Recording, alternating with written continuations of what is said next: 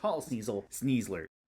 So thanks to Sneasler, I think we're going to see Covert Cloak stocks go way up there. Welcome back, YouTube. Espresso Shucko here, and today we are talking about the Tall Sneasel from Arceus Sneasler. So we are a...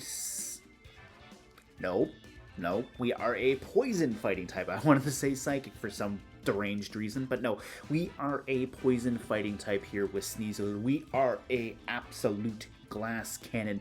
We have 80 HP, 130 attack, 60 defense, 40 special attack, 80 special defense, and 120 speed. This thing is kind of reminiscent to Greninja. I think Greninja was like 121, maybe it was 120. Let's just double check right quick. 122. So this thing reminds me a lot of Greninja, which makes me think Choice Scarf. We have the Choice Scarf, we can go Focus Sash, and then we can go with some other tech right here. You can read off the nicknames right here, but I have Choice Item, Sash, and Acrobat. You can kind of guess where the Acrobat idea is going, but anyways, Sneasler here is fast. It's got a great physical attack stat. The only thing that might hold it back is that it is Intimidate fodder a little bit, but I digress. We can play around that. Intimidate's not as strong as this generation compared to previous ones, thanks to either the Clear Amulet or, you know, a lot more Defiant Mons running through. Like, your opponents might be a little bit weary to try to run it, because you never know. The Clear Amulet could be hiding the same way that Covert Cloaks might be hiding, especially because Sneasler is going to make your opponents want to run this. Whoever designed this move just absolutely chose violence by giving it a 50% chance to cause either sleep, poison, or paralysis with Sneasler here with Dire Claw. But I digress. You want to get around this, you run a Covert Cloak, and you hope it's on something that can handle Sneasler. As far as abilities go for Sneasler here, we have Pressure, which is what something Sneasler does naturally. It pressures you to make the correct calls. On a serious note, though, the ability is not that great. It just makes you burn an extra PV point. We have Unburden and Poison Touch as our two main abilities. And the more I was looking at this, the more I initially thought, you know, Unburden could be fun, but I think Poison Touch might actually be the play here. Because Poison Touch here, with your contact moves, you gain a 30% chance to cause poisoning. So what I was thinking was, we run all physical Sneasler, obviously, because, you know, we have that base 130 attack. But what I was thinking here was, we run that physical moveset, we have the Choice Scarf, we have Dire Claw as our main poison type stab here, with basically the tri-attack affinity for causing sleep, poison, or paralysis. I don't know how that works with Poison Touch, but you're likely going to have a pretty good odds of causing poisoning. But the ability to paralyze or put your opponent to sleep at random is kind of a fun little bit of RNG to have in the back pocket right there, because you never know. You land that you land that Dire Claw and you put your opponent to sleep, you might just flip a matchup right there. You cause the paralysis, you slow down things. That could be really good as well. So Dire Claw is going to be really handy. On top of that, it's a fighting type. It gets stab close combat. This is going to be wonderful. You know, base 120 plus stab. Chef's kiss.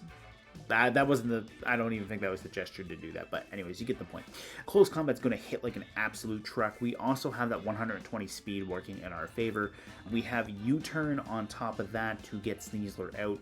Your opponent goes for an Intimidate drop and they think you don't have that Clear Amulet. You can get out of there with the U-turn.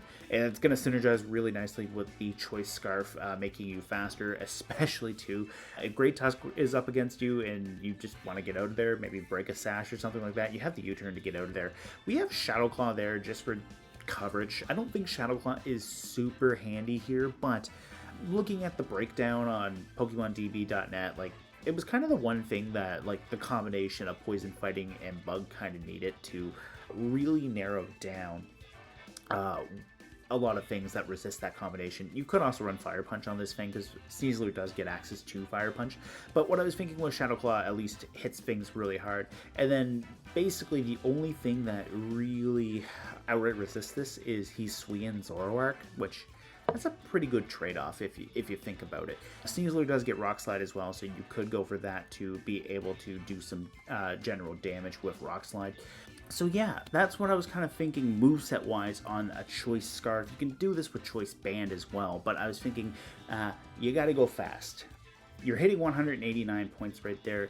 Go fast, hit hard, get out of there, come back in fresh, new move, rinse and repeat. That's what I was thinking with the Choice Scarf. So Focus Sash idea, you can run a little bit of Fake Out support on Sneasler here. Keep the Poison Touch because, you know, you might get a lucky poisoning off the Fake Out. You have Close Combat as your main damage dealing move. Like I said, you have Dire Claw. Basically here, the only difference between this and the Scarf variant is you have Protect. You don't have to worry about your opponent going for like priority moves here into you. Talonflame is still a thing. Gale Wings, despite its nerf from Gen 6 to Gen 7, still a thing. Priority Brave Bird could scare you, especially if you have Psychic Terrain on the field, because that does boost Psychic damage as well. So just imagine your opponent runs Indeedee and Sneasler is going to be quaking a little bit because, you know, Psychic boosted, because even though it keeps you safe from the priority moves, that Psychic is going to hurt. So you have the Close Combat at least. You have the Dire Claw. You wouldn't be able to Fake Out. So that Protect just really comes in clutch right there. That's the main point of that whole tangent right there. Having the Protect is nice because you can at least keep yourself safe for a turn if you need it. On the flip side too, if your opponent doesn't have Psychic Terrain on the field, Fake Out is great because, you know, you can shut something down right quick. Now, let's talk about the last set, the Unburden set. So basically, Unburden here, as soon as you lose your item, you double your speed. Originally, what I was thinking was maybe Psychic or Electric Seed to synergize with the terrain, but then I got thinking, while that does work, that's also dependent on bringing your terrain setter. White Herb does not depend on bringing your terrain setter. So what I was thinking here was we go White Herb, which basically resets your stats if you take a negative drop right there. You get hit with an Intimidate, attack drops, White Herb activates. Now you're double speed. That doesn't happen. You go for a Close Combat. See where we're going with this? Close Combat drops your own defenses. White Herb undoes that. Now you get your defenses back. You can get your double speed, and you can just hit really hard. You have Acrobatics, which also doubles in power when you have no items. So right there's a 110 base power move at your disposal that's flying type. You can hit fighting types super effectively with that Acrobatics. You can hit grass types. To be fair, you have the Dire Claw for the grass types, but I digress. You have that means right there of doing extra damage. If you wanted to, you could go Terra Fighting to just destroy things, like just delete them off the face of the earth with the Close Combat, or you can go Terra Flying to gain stab on your boosted Acrobatics. You could go Terra Fire to make sure that you can't be burned as well. So Terra Fire is an option. You do get Fire Punch, as I mentioned earlier. You can go Terra Poison to just abuse Dire Claw even more. Get your double stab on that, on top of having your roulette of nasty surprises to land. So yeah, that's the thing with Sneasler there. Let me know what you guys think about it down in the comments below. This one's a little bit quicker than some of the other transferable mons that I've talked about. I think it'll be fun. I think, like I said too, the Covert Cloak stocks are going to go up. I think you're going to have to put Covert Cloak on teams to get around the Dire Claw shenanigans as well. I think team building is going to change a bit more because of Sneasler and what it can do. Anyways, guys, see you later.